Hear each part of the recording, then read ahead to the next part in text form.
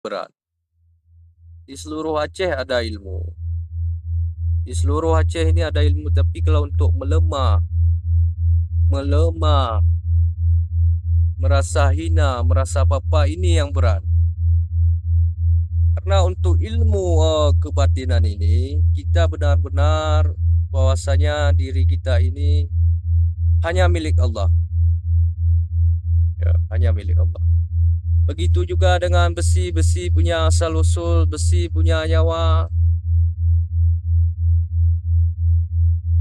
Tapi kalau kita masih ria, takabur dan sombong, maka pertolongan Allah Subhanahu wa taala itu berat. Kenapa berat? Karena yang bukan sebenarnya bawaan kita bawa. Asal usul besi itu dari langit. Yang pakai jin itu bukan ilmu besi namanya, ya. Itu orang yang memiliki sahabat dengan makhluk. Nah, itu bukan ilmu kebal.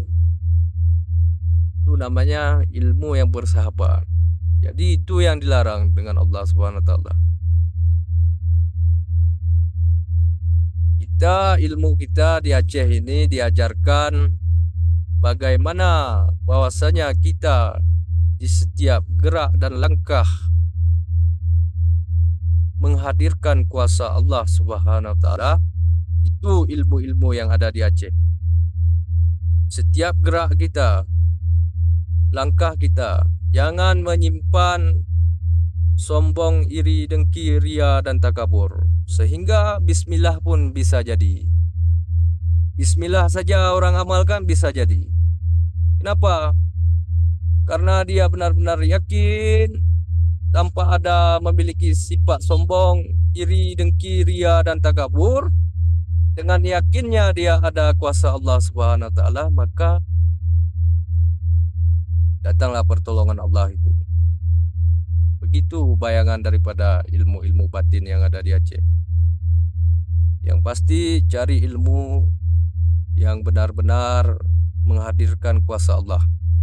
Lain daripada itu jangan. Ya. Cari ilmu yang menghadirkan kuasa Allah. Selain itu jangan dicari. Itu saja.